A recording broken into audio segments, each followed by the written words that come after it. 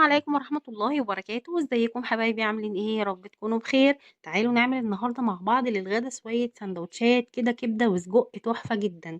احلى بكتير وانضف واوفر وريحتهم جايبة لاخر الشارع من اللي بناكلها من بره. ولادك لو عملتيها بنفس الطريقة دي ودقوها منك فهيبطلوا ابدا يشتروها من بره او ياكلوها من بره.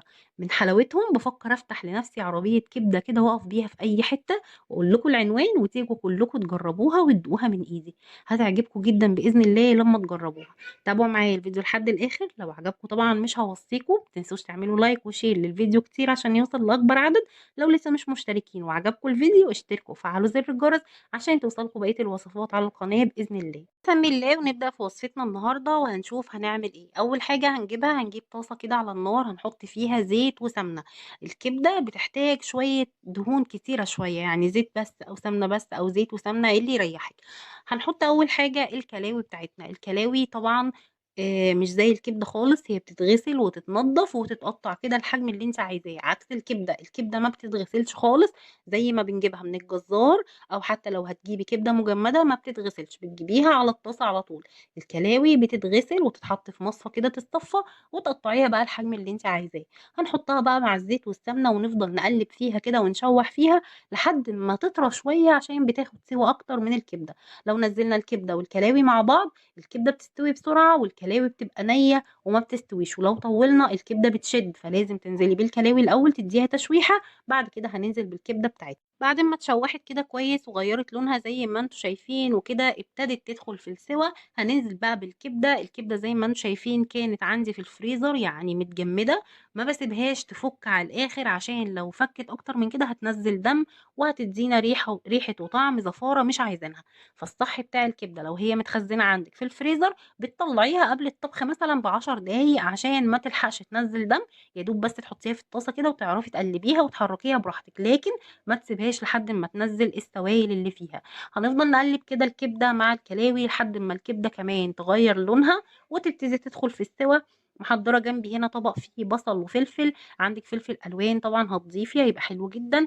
وكمان عندي فصين توم مفرومين. هي دي كل المكونات بتاعتنا. هنقلب لحد ما الكبده والكلاوي ياخدوا نفس اللون زي ما انتم شايفين كده يبقى كانهم حاجه واحده. بعد كده هنعمل حفره كده في النص ونحط فصين التوم المفرومين، بيخلي ريحه الكبده رهيبه. هو ده سر الريحه بتاعت عربيات الشارع، بيحطوا توم كتير، بيحطوا توم كتير جدا في الكبده عشان تبقى ريحتها قويه كده وكل اللي معدي يشم ريحتها ويجي ياكل منها. فصين التوم دول بيفرقوا جدا في ريحه الكبده. هنقلب بقى لحد ما نشم ريحه التوم، مش عايزينه يتحرق، يا دوب بس نشم ريحته ونبتدي ننزل بالبصل والفلفل اللي احنا مقطعينهم. عايزه تصغري الحجم اصغر من كده بتاع البصل والفلفل مفيش مشكله، ما بيفرقش خالص الحجم في الطعم بس بيفرق في الشكل، يعني الكبده بيبقى شكلها احلى لو البصل والفلفل متقطعين كبير بالطريقه دي. هنقلب بقى البصل والفلفل ونسيبهم لحد ما يتبلوا كده وياخدوا لون حلو مع الكبده. ولحد دلوقتي ما ضفناش ولا ملح ولا فلفل ولا اي توابل. اول ما البصل والفلفل يتبلوا هنضيف بقى الملح والفلفل والتوابل بتاعتنا اللي هتخلي الكبده ريحتها جباره زي ريحه الشارع بالظبط. هنقلب كده لحد ما يتبلوا، نصبر عليهم لحد ما يتبلوا ويبقوا بالشكل اللي انتوا شايفينه ده. في المرحله دي بقى هنحط الملح والفلفل بتوعنا عشان تبقي كده عملتي احلى كبده في الدنيا. هنحط بقى فلفل اسود، ملح مبهر، الملح المبهر اللي هو ملح وعليه كل البهارات، عليه ورق لورا، عليه حبهان، عليه كمون، عليه كزبرة، عليه شطة، عليه بابريكا، عليه كمان عود قرفة، عليه جنزبيل، شوية توابل كده بتطحنيهم مع بعض وتضيفيهم للملح وبيخلي الأكل طعمه حلو جدا. هنضيف بقى معلقة من الملح المبهر وفلفل أسود ونقلب كويس وتطفي بقى على الكبدة عشان ما تشدش معاكي ويبقى معاكي أحلى كبدة في الدنيا هتاكليها وهتدعيلي. بس قبل ما نطفي النار هنعمل تركة أخيرة كده في الكبدة هتخلي طعمها وريحتها جامد جدا. هتخلي طعم الكبدة بتاعتك مميزة، هتبقى طعمها مزز كده مع التوابل مع طعم الكبدة نفسه، هيبقى الطعم بتاعك مختلف خالص. هنعصر ليمونة على الكبدة، بس أول ما نعصر ليمونة نطفي النار على طول، ما تستنيش خالص بعدها. تعصري الليمونة وتقلبي تقليبة وتطفي النار ودوقي بقى الكبدة وقولي لي ايه رأيك فيها. انا مش مستنية دلوقتي رأيك، انا مستنية رأيك بعد ما تعملي الكبدة وتدوقيها وترجعي تكتبي لي ايه رأيك فيها بكل صراحة. الكبدة بتاعتك هيبقى طعمها خطير جدا ومميز بعصرة الليمونة دي.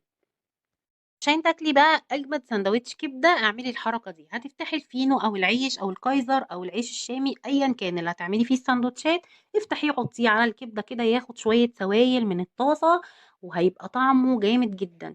حطي بقى الكبدة، عايزة تحطي بقى طحينة، عايزة تحطي خيار مخلل، طماطم مخللة، بقدونس، أي إضافات بقى عايزة تحطيها مع الكبدة حطي، مش عايزة هو الساندوتش كده جامد جدا ومش محتاج أي إضافات، جنبه شوية بطاطس محمرة ومخلل وشكرا على كده. هتبقي عملتي اجمد سندوتشات كبده، ولادك هيحبوها جدا جدا.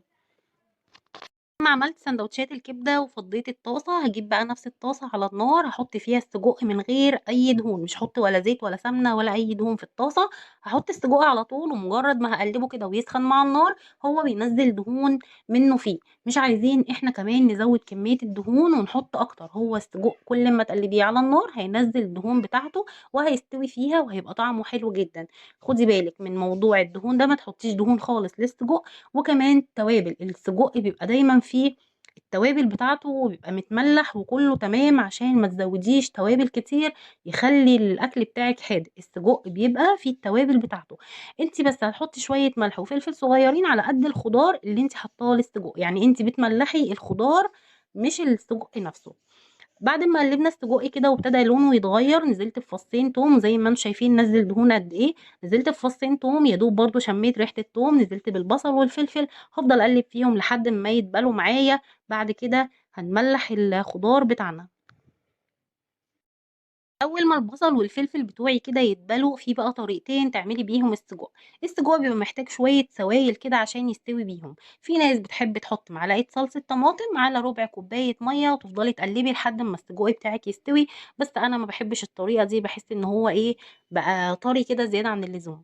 انا بحب بقى الطريقه اللي انا بعملها دي. احنا هناخد شويه السوائل الصغيرين خالص اللي السجق محتاجهم من طماطمايه، هنجيب طماطمايه نقطعها مكعبات كده صغيره ونحطها مع السجق ونفضل نقلب.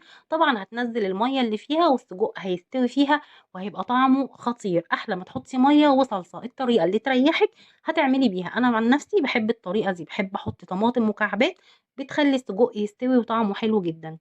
بعد كده هنحط بقى شوية ملح وفلفل صغيرين خالص على قد الخضار اللي حطيناه والطماطم، عشان السجق زي ما قلتلك فيه التوابل بتاعته، ما تزوديش عشان ما يبقاش حادق معاكي. هفضل اقلب بقى لحد ما السجق كده اتاكد ان هو استوى والخضار، وهبتدي بقى زي ما انتم شايفين كده الطاسه ما كانش فيها دهون ولا فيها ميه، بقى فيها دهون وبقى فيها شويه ميه صغيرين كده هيسووا لي السجق. الميه طبعا جت من الطماطم اللي حطيناها، والدهون جت من السجق نفسه، يعني هو السجق وصفه سهله وسريعه، ومنه فيه كده بينزل حاجات ويشربها تاني، ما بيحتاجش خالص نحط له دهون ولا ميه ولا اي حاجه.